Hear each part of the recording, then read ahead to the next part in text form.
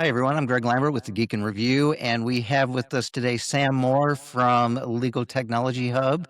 And Sam, you're going to talk to us a little bit about the technology selection offering that you have there. Yep, that's great. Thank you, Greg. So, law firms and law departments come to Legal Tech Hub every day to find out key information about legal tech vendors and products. We've got so much information available to any kind of technology buyer, but sometimes we're engaged in a much more hands-on capacity. We actually offer a technology selection service, which is a 6-step advisory framework we've designed to help our clients choose the right solution for them. And our approach is entirely agnostic, independent, and is designed to help our clients by giving them exactly what they need, whether that's conducting stakeholder interviews and needs assessments on their side, through vendor demonstrations and shortlisting, all the way towards producing an executive report outlining our top 3 recommended solutions for their particular business challenge, ready to go to their decision makers to act upon.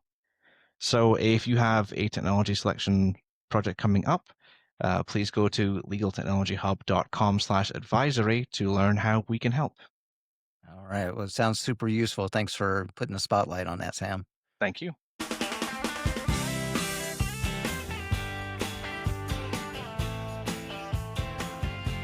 Welcome to the Geek in Review, the podcast focused on innovative and creative ideas in the legal industry. I'm Marlene Gaybauer. And I'm Greg Lambert. And today we are bringing back a couple of our favorites. Kat Moon and Mark Williams are back on the show. So thank you both. Kat's a professor of practice of law, co-director of the program on law and innovation, and founding co-director of the Vanderbilt AI Law Lab, and apparently has no personal life whatsoever because she has at least But she 5 has a jobs. crown. But she has a crown. And Mark is the professor of practice of law and co-director of VAL. Do you say Vail or Val? Vail. Vail. All right. Vail, like in Colorado. And Yeah. so Yep. co-director and co-founder of Vail. So Kat, at least 6-timer, 7-timer? I think so. That's why I have this. Yes. I have the came tiara. sporting That's why the, she the gets So tiara. excited that so- I had it ready to go. Yeah, I think Pablo Arredondo is the closest to getting his own tiara right now. Yep. So, well, anyways, Maybe So, do Pablo, an if you hear this, episode with both of us in our tiaras. If that would be so fun. that I be would fun. love that. Yeah. All right. Well, Kat and Mark, welcome back to the Geek in Review. Thanks. Thanks good for to be having us. here. So I'll kick it off. You both hosted Vanderbilt's inaugural AI Governance Symposium this fall, and that brings together academics and practitioners and technologists. What did you find? What were the biggest insights or tensions that surfaced during the sessions? And, once everyone goes home, what are next steps? Are there going to be any type of outputs or working groups, frameworks, anything that's going to happen as a result of this? Yeah, so the governance symposium was a kind of a crazy harebrained idea that had sort of formed in my head over the last year or so. Because I mean, Vail, it started out and it still very much is sort of applied AI for legal services. But what you find when you go any sort of direction after that is, besides just how do we use AI in legal services, is like, well, what does it mean to responsibly deploy this, to manage it within an organization? What are the regulatory frameworks? What are the compliance frameworks?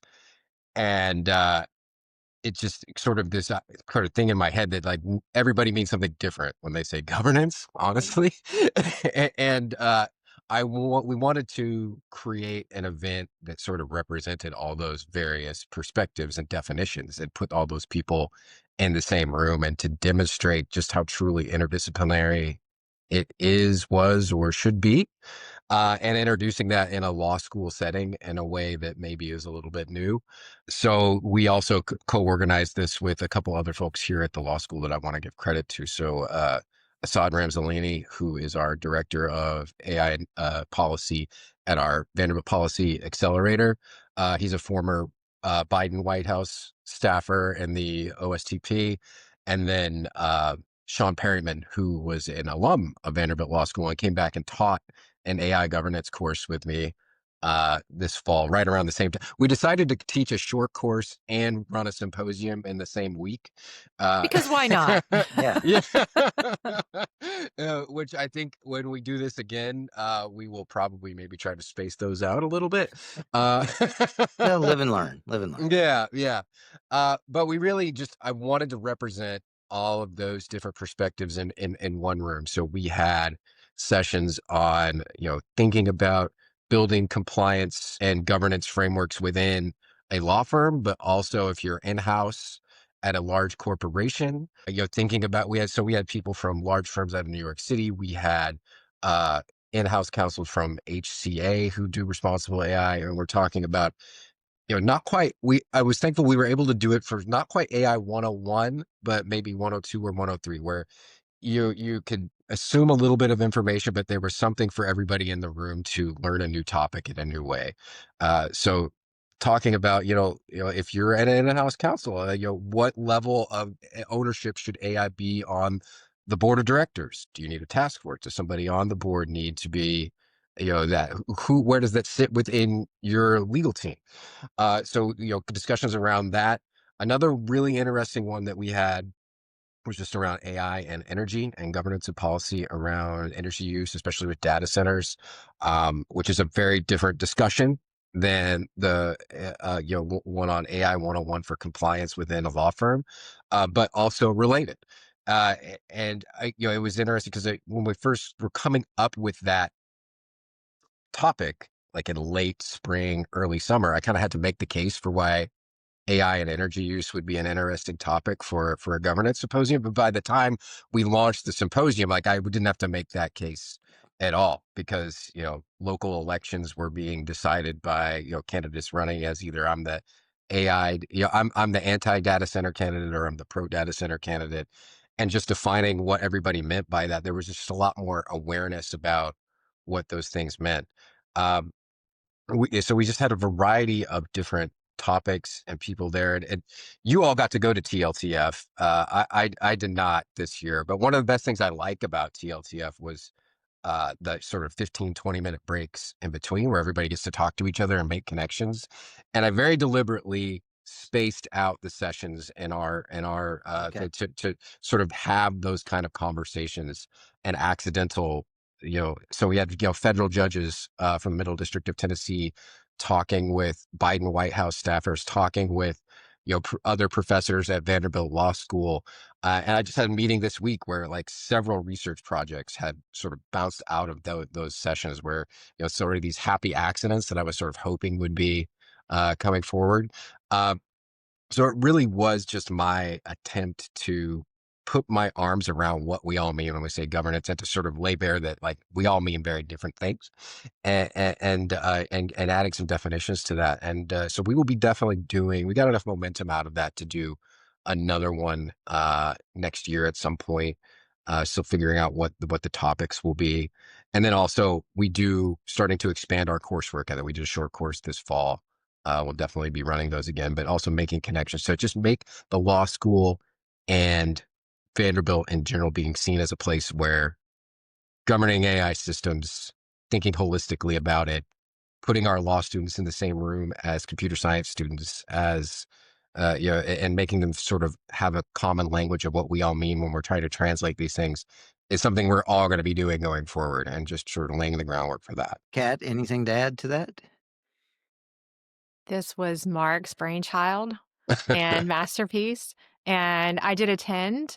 And I will say that session on energy and AI use was fascinating. It was, and I think that Mark hit the highlights, but really bringing together this diverse group of people who could speak to different aspects. And I think everyone in the room, no matter how expert they felt they were in their particular domain, walked away learning something. Good. And so that's always our objective.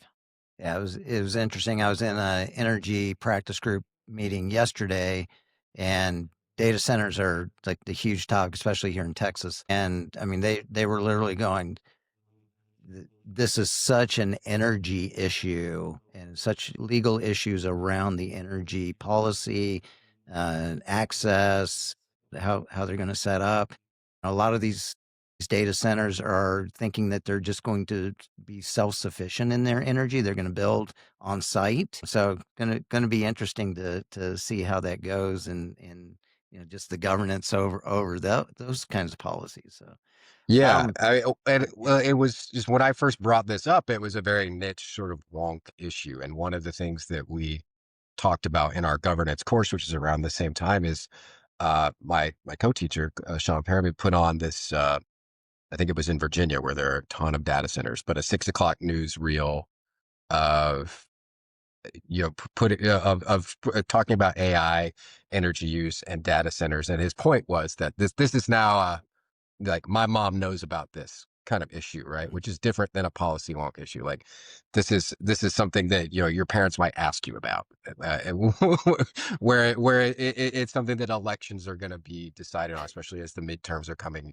Like this will be a topic of discussion, and so it's gone from kind of a bespoke sort of thing that only AI policy and energy people cared about to a big deal. And that's what everything about all of that was sort of interesting to me about why I could go on and talk about this for hours on end. All right. Well, Mark, I'll give you something else to talk about. Actually, I kind of snuck my way onto the same board, so I want to get your perspective. You have a role on Hotshot's AI advisory board, and Hotshot with Ian Nelson and others, the kind of on-demand training that they do. And so in Vanderbilt has a collaboration with them as well. What's actually changed in the past year for how law students or lawyers are being trained on AI, and what kind of modules or experiments or outcomes are kind of already taking shape? Yeah, so I was actually just reviewing some of their material work.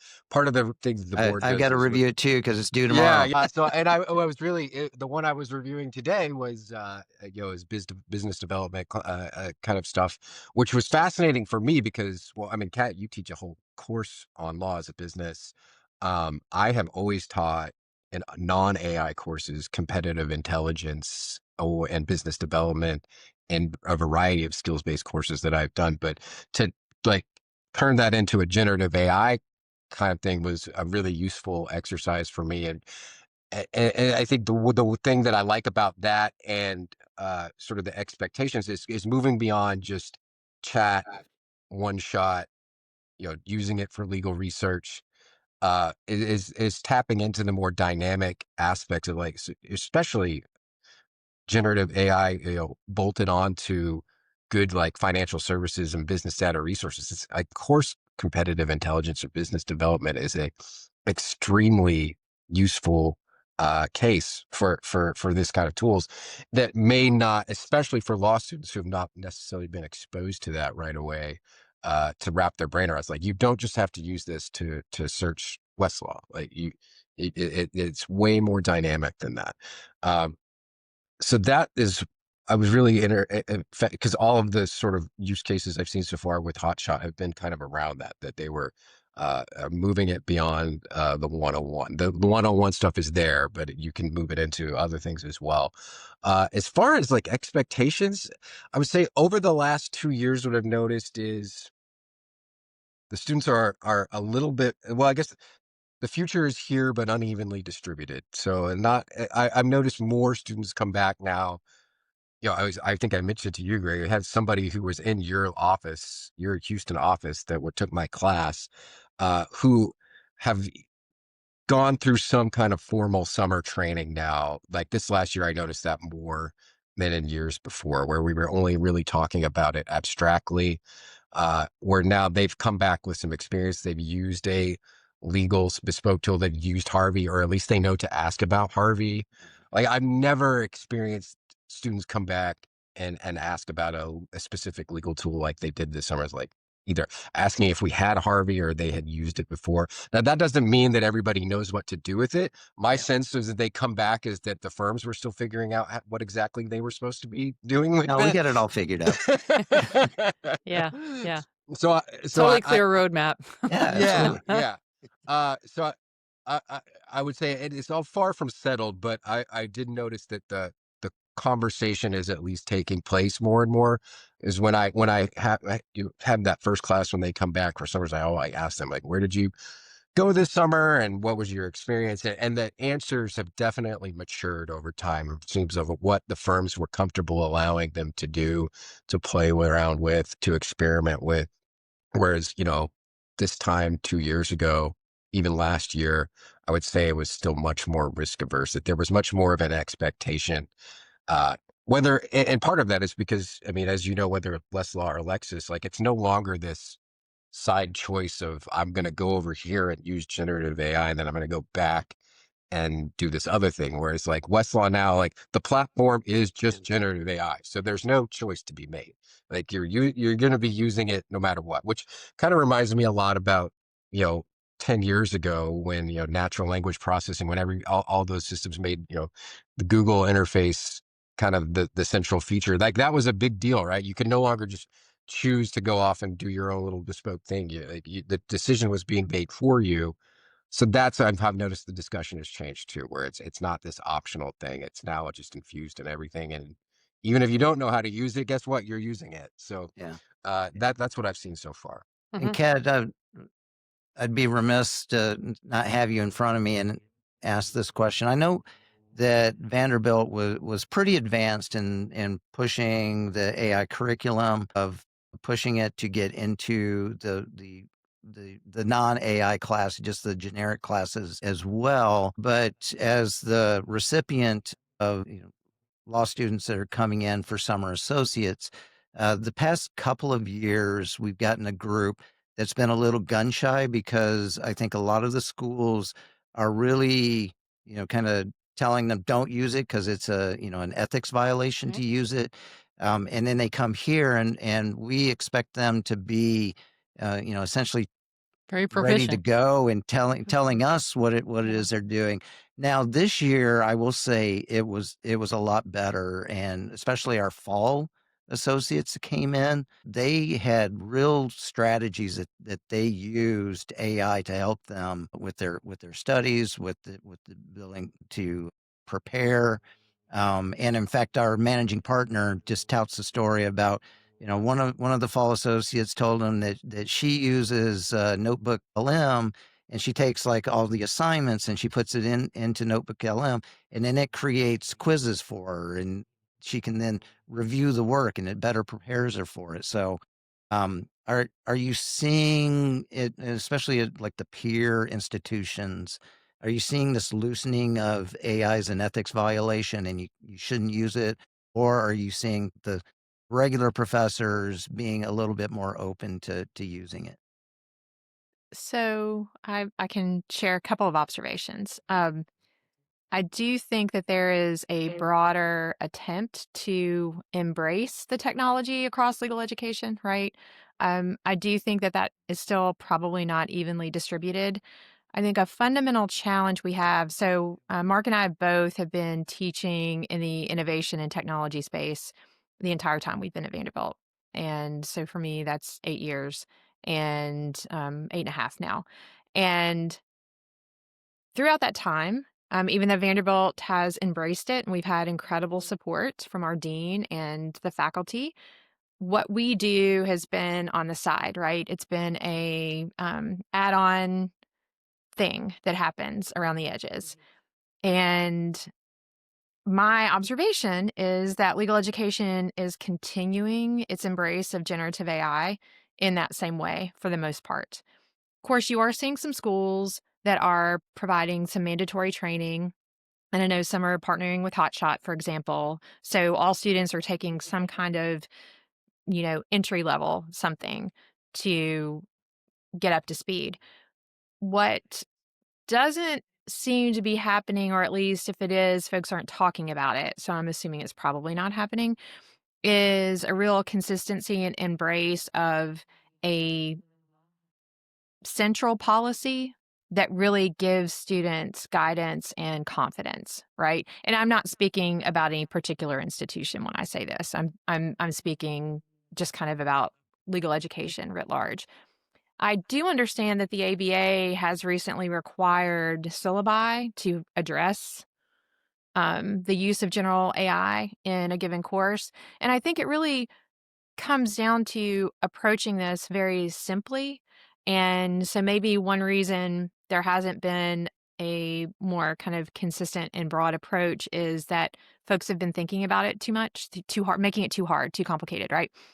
So what I hear consistently from my students is they just want guidance in a particular course, right? Like, what are the rules for your course? Just let me know what I can or can't do, how I should approach it, and I'll follow the rules, right? It's no different than anything else when it comes to how you approach a course.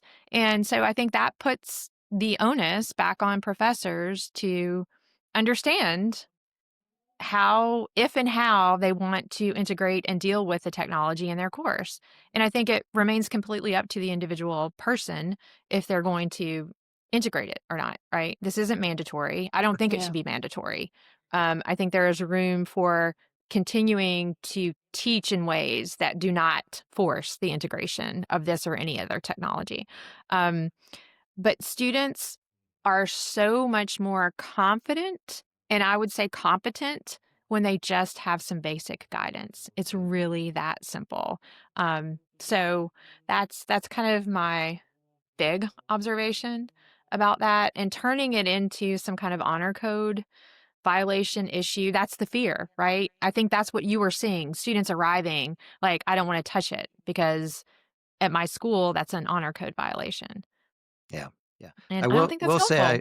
I heard a really interesting statistic this morning driving into work, and that is the blue books that you do the exam blue books, sales of those have increased Yes. 80% Yep. because Oh, I've seen that here. we're Yeah. going Yeah. back to, instead of doing tests on the computer, it's handwritten because they want to make sure that the students know it and aren't using the AI to come up with the answer. Yep.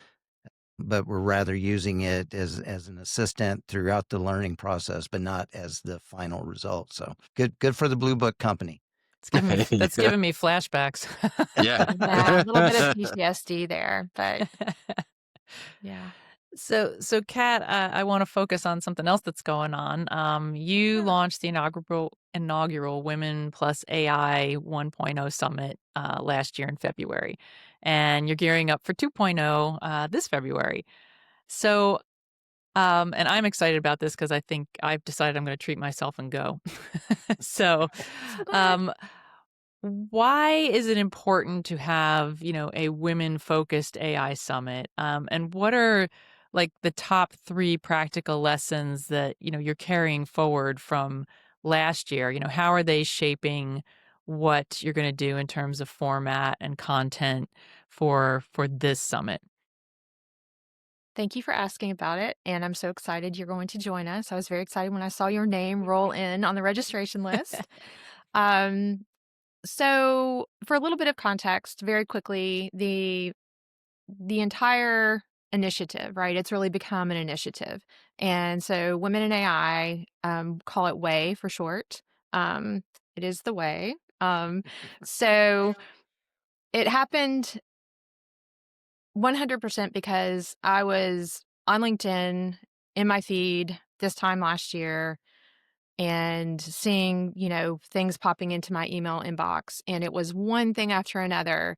Women are falling behind in the use of AI, and women aren't embracing it. Women aren't leading in it. It was women aren't, women aren't, women aren't. And so my reaction was either this is a false narrative and that's not okay, or it is grounded in reality and that's equally not okay. And so my instinct, my response is to say, okay, what can I do about this? The one thing I can do is I can convene. And so that was my solution is I'm going to convene and see who wants to come together and do something about this. Not just talk about it, but do something about it. And so I conceived of the summit. Of course, the first thing I did was go to see if the domain was available. It was. It still is. It is my womeninAIsummit.com.org. I think I have them both. And I just invited people. And all people, it is not for women only. We had men, not just Mark and the Vail team as well. We had other men who traveled to join us. But the purpose became really clear. I'll share a couple of things about the first that lead to the takeaways, Marlene, and so I will eventually answer your question. But the first summit filled in like a week. I opened registration the day after December to a list of people who had indicated an interest, and within like 3 days, it was 90% full. Then I opened to the general public, and it sold out in like a week. And well over 90% of the people who came either drove 4 or more hours or got on a plane to be there on very short notice, right? The content was co-created. I put out a call, the team put out a call for people. What do you want to talk about? What do you want to share? What do you want to learn about? We had so many responses that we couldn't even accommodate everyone who wanted to come. And so that led to events in 3 other places around the globe. I went to London and conducted a workshop. I went to Paris and conducted a workshop. And then finally, I went to Sydney and did a keynote at an How amazing awful. event. How terrible. Terrible life you have, really. It is hard work, Greg. Hard work. It is. And so Terry Mottershead put together an amazing event in Sydney. And so I had the privilege and honor of being able to keynote that event. And what was consistent everywhere I went, everyone who engaged, is the fact that women are very engaged. They are very much concerned and interested in and doing things in this space, and are very interested in reversing this narrative. Again, whether it is based in fact or fiction. And I follow that line of research or commentary, and it's still coming out on a regular basis that women are falling behind. So it really was just my interest in a belief that something should be done that clearly resonated with a lot of other women and people, not just women, but people. And so that led to having it again. I announced the date at the first event because the first question everyone was asking midway through the day is, are you going to do this again next year? And so I'm like, yeah, we'll do it the first February of every year as long as people want to show up and do this. So February 7th is when WAY 2.0 is happening at Vanderbilt Law School, and it is cross-disciplinary. Any and all are welcome. It's not just for people who are AI experts. It is for the AI curious as well. And so back to your question, Marlene, some takeaways. One, very clearly, we wanted to maintain the co-creation aspect. We want the event to really respond to and answer and get into what the people in the room are interested in getting into, right? Like what do you want to focus on? What do you want to talk about? What do you want to teach? What do you want to learn? And so we have another call for the 2 primary kinds of content that we build the summit around, which I'll talk about very briefly in just one second. And so that idea of co-creation is happening. I have fabulous news for this year because Practicing Law Institute has come on as our ultimate partner. And because of their incredibly generous contribution, we're going to be able to give a travel stipend to every person who comes to give a talk or facilitate a workshop. Nice. And that was really important to me. I think you all know, and probably most people listening to this podcast know, that I'm very vocal about folks getting at least their travel expenses covered when they come to present. Of course, this is a nonprofit event, and it really is built by and for the community, but I'm very excited about. So thank you, PLI.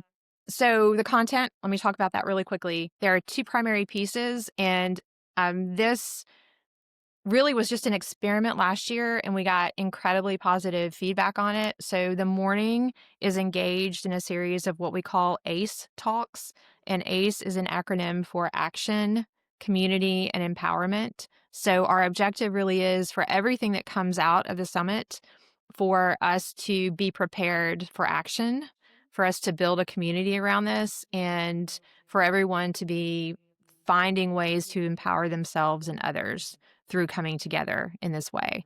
And so action post conference, post summit is very, very important. The second piece of content are workshops. And so we learned from last year and created a little bit more of a specific format for those. And we already have half dozen pitches. It's only been open for like a week, maybe. So that's really exciting to see folks coming up. So the afternoon will be workshops. And the objective is that everyone walks out of a workshop with some kind of actionable artifact, right? So this is very much about how are we building to do something after our time together. And finally, I'll pick up on something that Mark mentioned when he was talking about his recent governance conference, and that is building in very significant and intentional in the hall time. And so the afternoon, both morning and afternoon sessions will have very large breaks in between formal sessions for that kind of engagement, because like Mark's event last year, that in the hall time led to some really phenomenal collaborations that would not have happened otherwise. Like folks met who never would have met, and That's the come best together. feeling, isn't it? Yeah. And so just seeing that happen, yeah. So that's, I'm not sure if I answered your question, Yeah, You Marlene. totally answered the question, Yeah. above and Well, beyond Kat, answering the Yeah. question. I wanted to Yeah. follow up because briefly, because you had mentioned there was a statement out there that said women are falling behind, and you weren't sure if that was a false narrative or grounded in reality. Have you determined what it Like is? what? So there certainly are. There's data. There are data to suggest that uptake by women has been slower. So there are some studies out there. There are also some studies that are kind of portending that or predicting that if women are falling behind, then that's only going to cause like the employment gap to grow, the pay gap to grow. Like they're tying a lot of potentially negative things to this. I don't believe the data is super solid that this is like an epidemic. And again, does that matter if that's the narrative? Because for me, that's a real question to be asking, right? I mean, we're living in the age of, is anything real? And so does it have to be real to be a problem that manifests in these ways that are being predicted? And so reshaping that narrative, I think, is incredibly important. So I will share one more thing that is a difference. And this is answering your question, Marlene, kind of learning what are we doing differently. So this year we are going to launch, I believe today, a new piece of the summit, and that is a short story fiction challenge.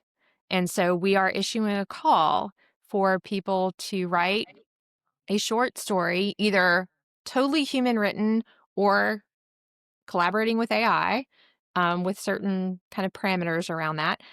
And the point of that is to narrate the future that we want to see, right? Tell that story that shows that women in the loop are leading, they are creating, they are part of this story. And I'm really excited to see what's going to become of that. And I will give another shout out very quickly to the American Arbitration Association, because they are underwriting that contest. And so there will be two winners, a winner that is solely human author, and then a winner for the human plus AI. And both grand prize winners will be given travel stipends, substantial travel stipends to come to the summit and share their story with summit goers. And we'll use that kind of as a jumping off, because you need to be able to see the future to make the future, right? And so we want to see the creative future that folks can help us imagine. That is very cool. Yeah. Women in the loop. Yeah. Exactly. Mark, I wanted to get back a little bit to the AI governance and practice, because I know you guys have gotten into the weeds a lot with law firms and legal departments, and so I want to come at this as from a maybe from a law firm. I might have a dog in this race on this, but when it comes to AI governance and implementation, what is it that you're seeing that we're not quite getting yet, or that we're behind in, or that we're just not talking about enough that you're seeing consistently? Because so much of what you're just talking about right there is just procurement, right? And coming up with definable standards about what it means to procure AI systems in this, which is really getting back to a data question. And I think this is uneven for different firms. I think are coming, like a firm like yourself who has a lot of experience doing this type of work. Like you probably already have a checklist in place that is easily sort of bringing this in. Um, but if you're a smaller firm, a mid-sized firm to a boutique firm, which is oftentimes the kinds of firms we're working with, the discussions we're having, we kind of have this dual role, like all of our students, and we teach inside the building to kind of this big law mindset, because almost they're all going to big law. Yeah, What we they're all talk going to about be when we appellate attorneys at big law firms. that's kind of the path, but a lot of our external work is much smaller, boutique to mid-sized firms who really are just not like they're overwhelmed. They're overwhelmed by choice. They have a limited amount of resources they have one shot at this to buy maybe one thing. And they're not as well versed. They don't have somebody whose full-time job it is to do uh, procurement or to know what that means. Um, and I think it's gotten better on the side that you've probably seen this too. Like in the early days, I'm not a collections librarian anymore, but when I first started this, I was a collections librarian and was reading through all of these vendor agreements, and the ways that AI was just even being defined in those agreements at that time is like, well, I can't even use your product. Like if the way you're defining this, because like I couldn't even go run a natural language search. You've defined AI so liberally in in this user agreement of what I can and can't do that like I'm not sure who this is for, or they would basically be worded in a way that I would have to like sign over all of my data to them in some way. I've seen that mature over time on the part of the vendors as well. Um, and there's just now sort of firms starting to adopt like ISO 42001, which You know what? is This is the second time today, and the first time that I've heard ISO 42001. So, do you mind just talking about that real quick about what?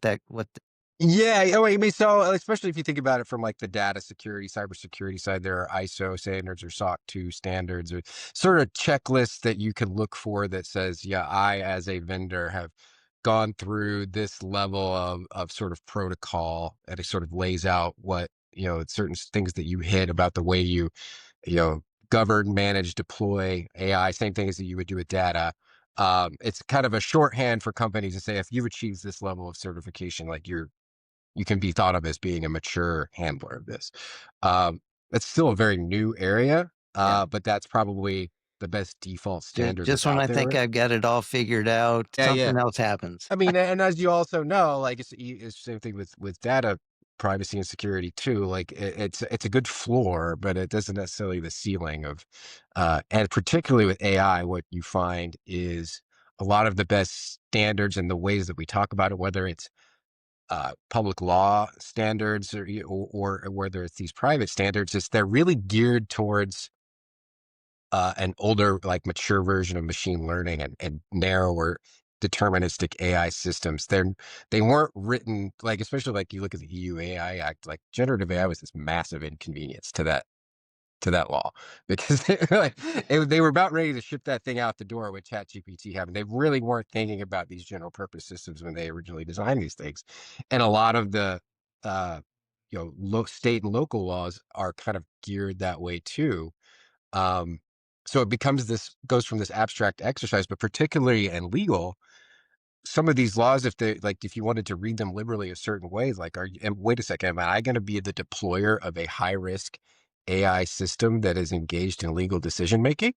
And what is a legal decision? What is a legal service? And so it goes into sort of UPL and all these definitions that we never had any agreement on to begin with. So it just creates all of these abstractions that can find these ways into these procurement contracts. So I don't have any answers in that, but those are the questions. And I think just now over the last 8 to 12 months, you're starting to see a little bit of maturity around like what actually is an acceptable standard that somebody can hold up as saying like, I can, this shows that I can do a good job with your data and with AI in the same way conversations take place around cybersecurity standards. It's early days, but or at least we have something to point to.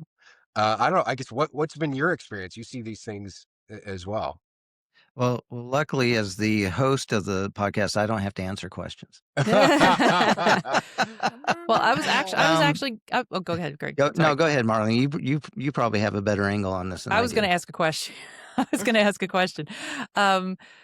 Just Mark, and sort of your experience. I mean, you're talking about some of these things that might be hangups, and like, is that when you're dealing with firms or legal departments, is that like the be all and end all focus is the security?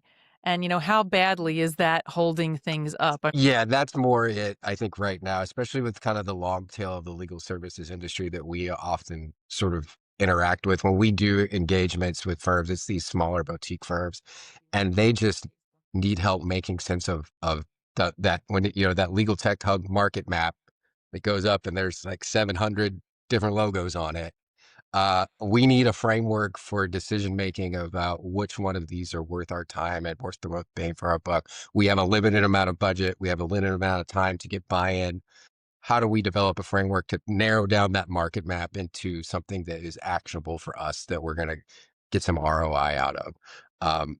But what I have noticed is that, and I think this is true of all of us, is it's gone from less of the AI 101. What is this? Is this what is this curiosity? Is this going to be a thing to more engagements about it's here, it's already in everything we do, it's all around us. How do we take it from out of novelty and into production? Now it's still a research and development process. It's still early days. In all my talks, I don't do it for my students because they weren't born then, but I put up the AOL.com you've got mail logo. It's like, this is the era of AI that we're in. Like this, when we look Under back on this, construction. yeah, we look back on all of these conceptions of what we were talking about. We're going to laugh at how quaint some of these things were. But we don't know what that looks like. Well, so you mentioned earlier the Notebook LM, the make a quiz feature. So this time last year, I think even in I have a course on Coursera, generative AI for legal services. I think one of the videos that I had up there before I updated the course was this like elaborate like how to make a quiz prompt, this elaborate system prompt that you could give to and then you look back on that, it's like that's hilarious because like literally that prompt now is just this button that you push and it says like make me a quiz, right? So it all this time last year we all thought we were going to be these prompt engineers, and I think we moved on to a little bit of that understanding that that's not exactly the way that it's probably going to play out going forward. Now we're AI agents. It's funny, I'm doing a training tomorrow and I had a pre-call with the firm that I'm working with, and they use Copilot and the Copilot agents features, and the person I was talking to is like, it felt like it was just a macro to me. It's like, yeah, because it probably was a macro that they just called an agent. Yeah, So there's like the word agent and Microsoft are used a little very loosely. loose. Talk about like AI literacy. I spend a lot of time on AI literacy, but it's less that 101 part now, and it is more like, what does it mean when Matthew McConaughey is on Sunday football games commercials selling you AI agents through Salesforce? Like it's gone from technical nerd term that I've got in my Pearson artificial intelligence book to a buzzword, right? And so dispelling some of that. That's where I'm seeing most of what our conversations are taking place is what is this and how can we come up with a framework?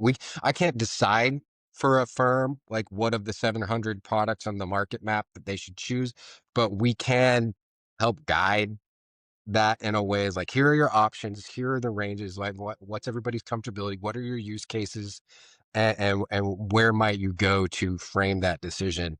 For larger firms, you don't necessarily need us to help you with that. You've got your own process for that. But You'd be surprised. when you're a smaller To firm, kind of answer your question while I'm thinking about it, I would say probably the biggest issue we have, not just with information security, data governance, is the advancements in the tools that we already have that have already passed all of these security requirements.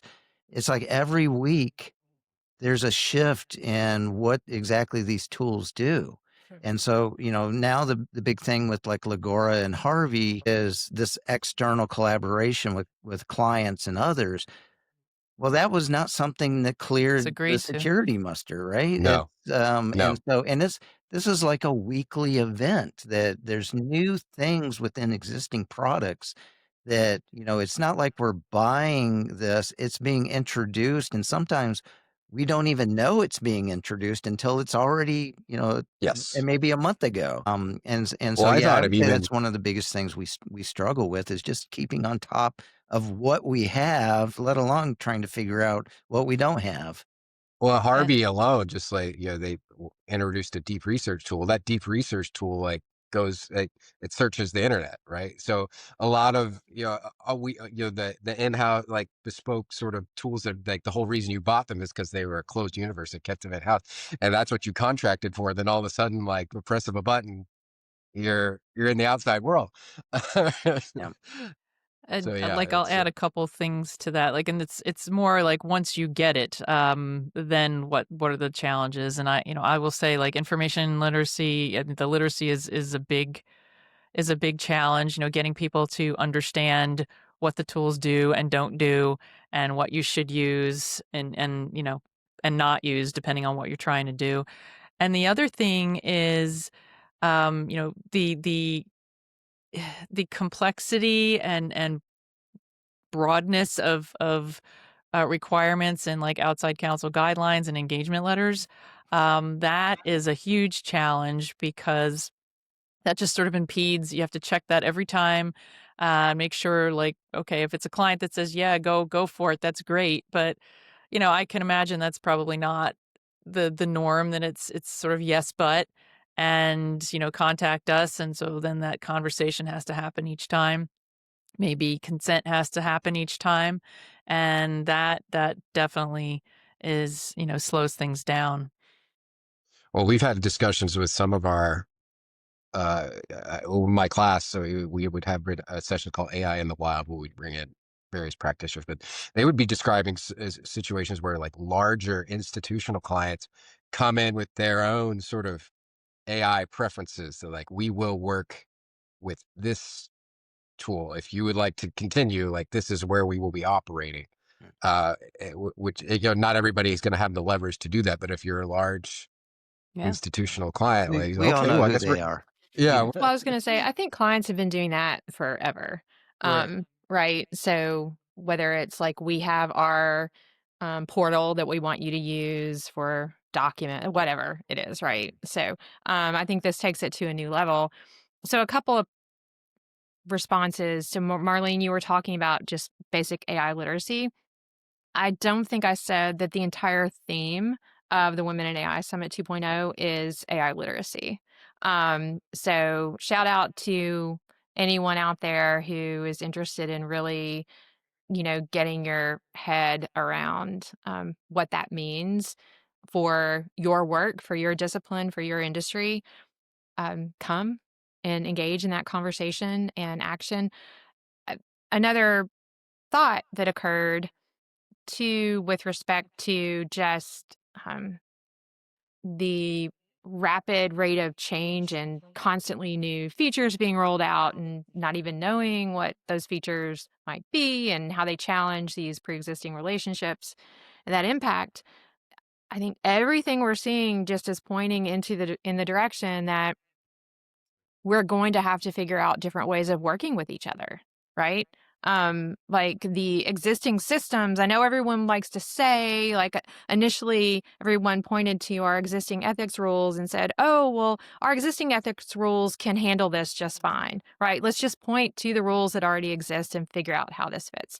I don't think it's that simple. And I think that the more integrated the technology becomes, and the more we finally accept that this rate of change is going to continue, this isn't going to suddenly stop or slow down, um, I think is going to force us to really grapple with how does this fundamentally force us to change the way we do things. There's got to be a streamlined way to, Yeah, as these and changes happen, that because it doesn't like shut everything down. and the other thought that just keeps occurring when any of these issues pops up is this is going to require a lot more communication, collaboration, and transparency. And I think, again, as this technology rises to prominence and as it is just infused everywhere, it really is showing all the cracks in how we have been working for so long, right? I believe I will not say I'm a techno optimist, but I do choose to believe that we have this opportunity, right, to fix some things, to do some things better in this moment and make really good choices. But we are at this intersection that's going to require us to be making a lot more choices than we have in a long time or ever, I'd say even ever. Um, so I choose to find that to be really exciting, right? One of the lab's mottos is replace fear with curiosity, right? And so, yeah, this is a moment for really radical curiosity. Well, speaking of curiosity, you both have been testing new approaches to AI literacy and governance and training, inside Vanderbilt law, just what we've been talking about.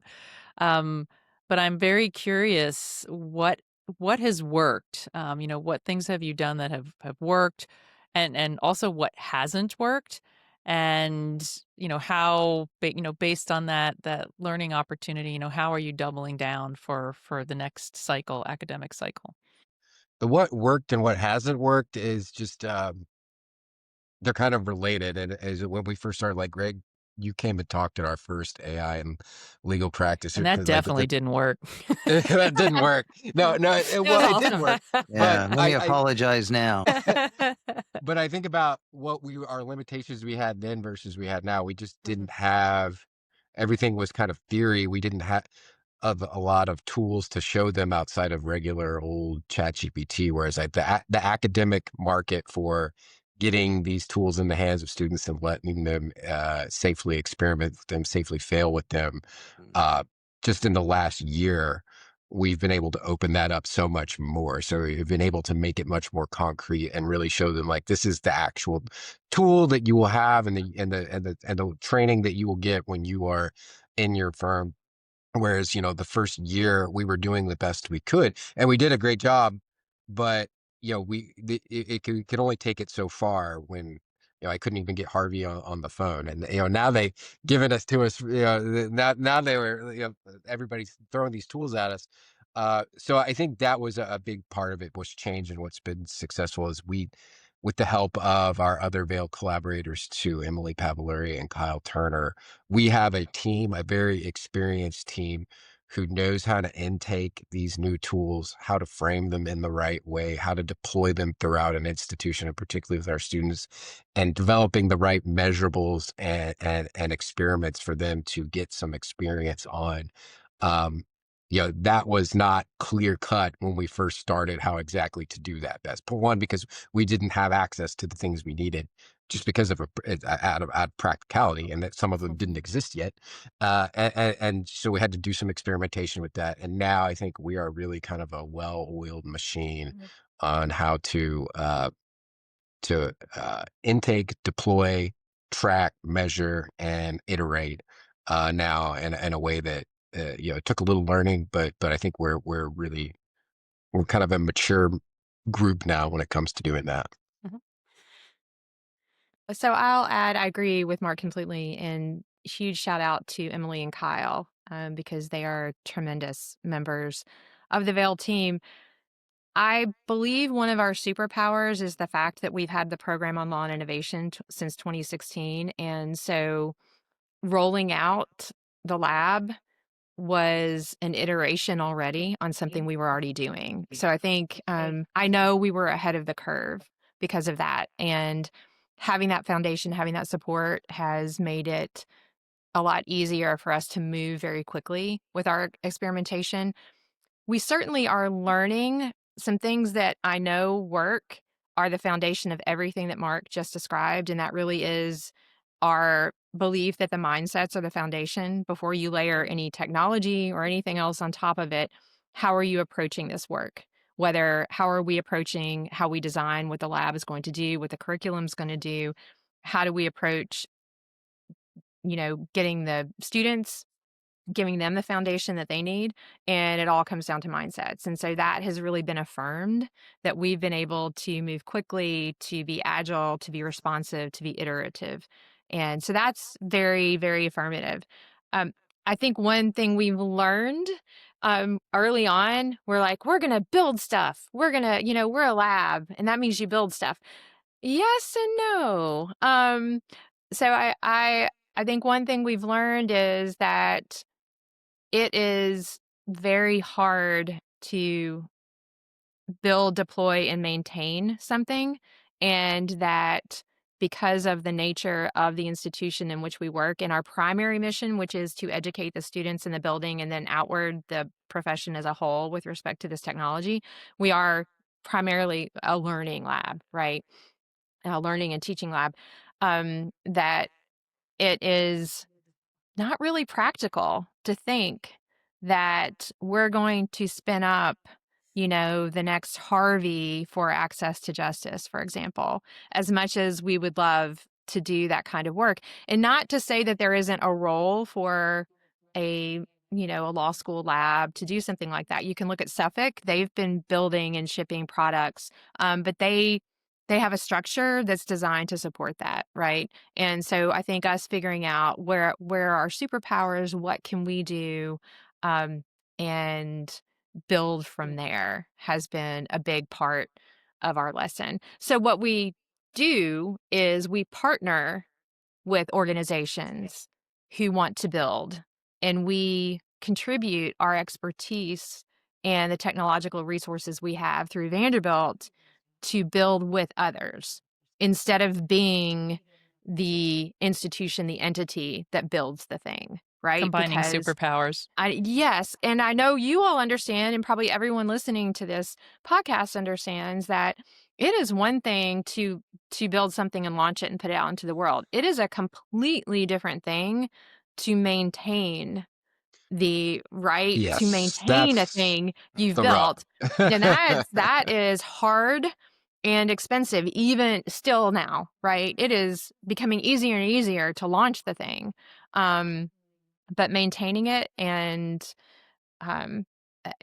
is super, super hard. And Yeah, so I would add on to that. Yeah, because I mean, we very much do building all the time, but I think Mhm. like just yesterday, I was, messing around with Claude Code all day. I wasted half my day building with Claude Code, and I really should have been focusing on some other things.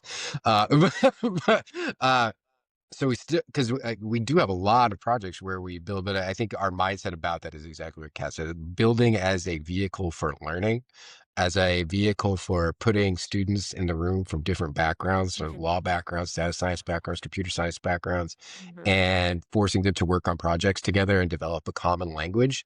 But yeah, what's changed is, I think one of the first ones where we figured that out was we built a Tennessee end of life planning tool. And great, we've built it, but like, do we really want to be in the business of deploying and maintaining and ensuring the robustness of this thing over time? Uh, Probably not. But that doesn't mean that building as a vehicle Yep. for learning, it's one of the magical things about generative AI, the barriers to access for coming down, so that somebody without a technical background can reach out and touch those concepts in a really dynamic way without having to write very little to no code, is super valuable. But maybe, we'll leave the the VC fundraising to others, at least for now.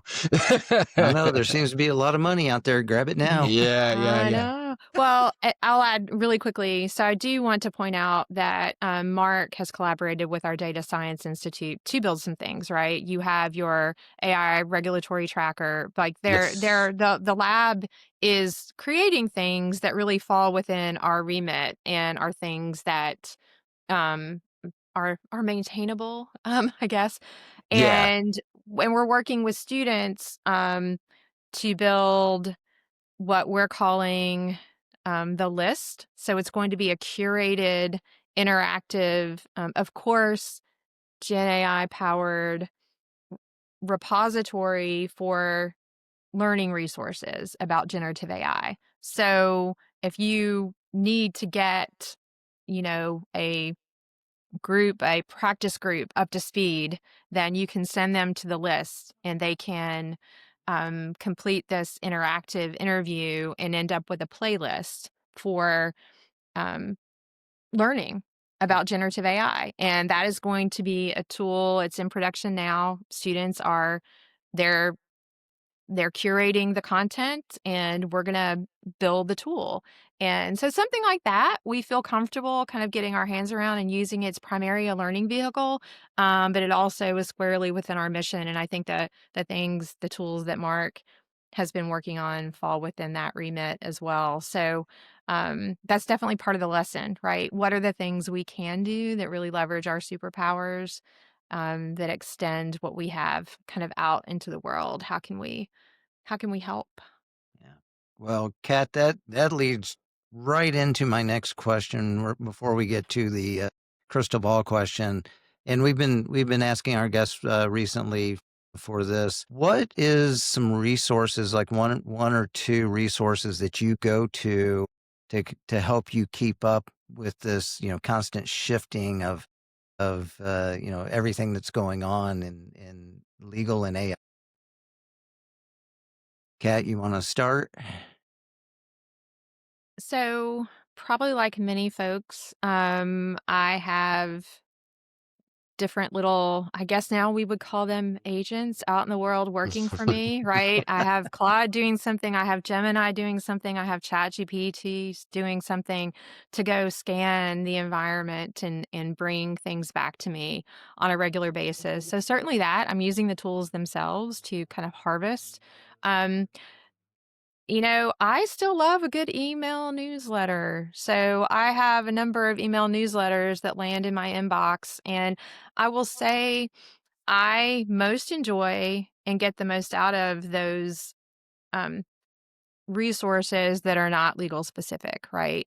I'm trying to figure out where the puck is going, and legal is not the place to be looking for that, right? We'll see what's going on over here, and then eventually it will make its way into law. With that said, obviously just keeping up with what's going on in the landscape of Gen AI and legal tech is very important. And the folks at Legal Technology Hub do a fantastic job of I think keeping folks up to date at really accessible levels of that information. So it's kind of a broad swath, and be looking. So the lab has a Substack, the AI of Law, and that's VAILL.substack.com.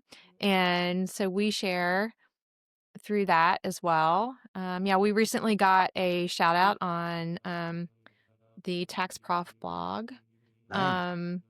For that Substack. So we'll give you a shout out here too. We'll have links in the show notes too. Yay! Mark, how about you?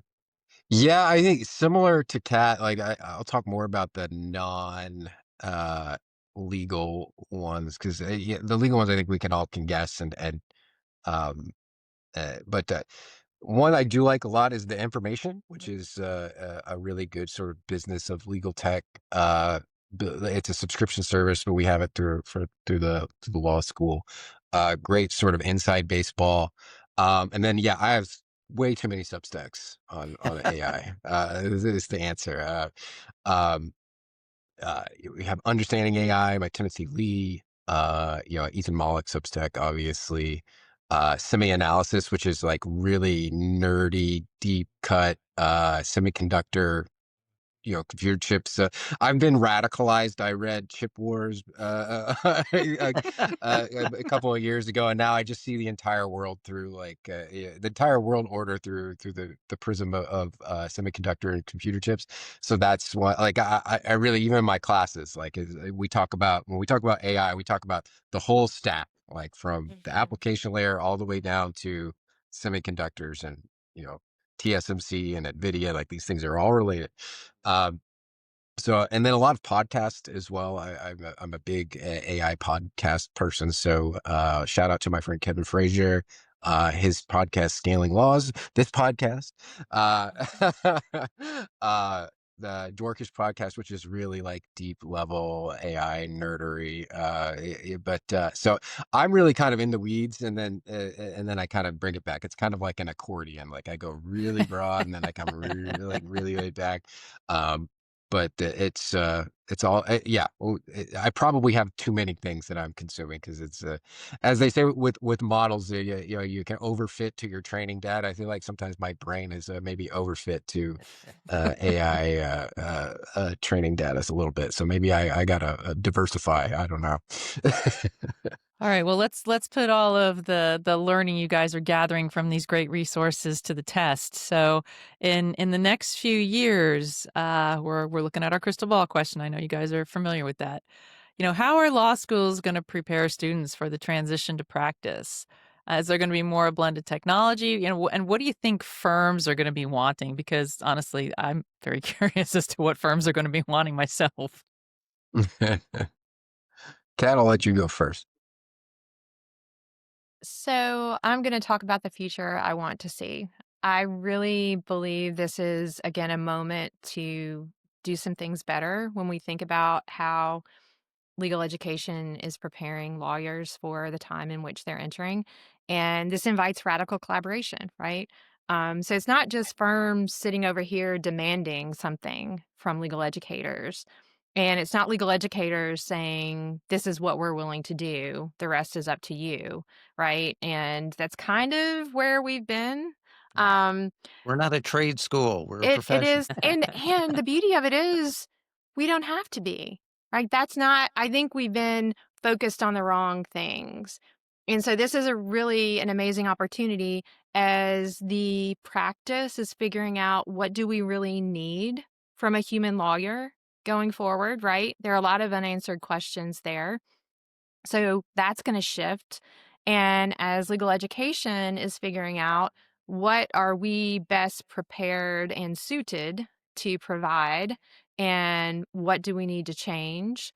There's so much room in the middle, right, for the stakeholders, and I would also say students.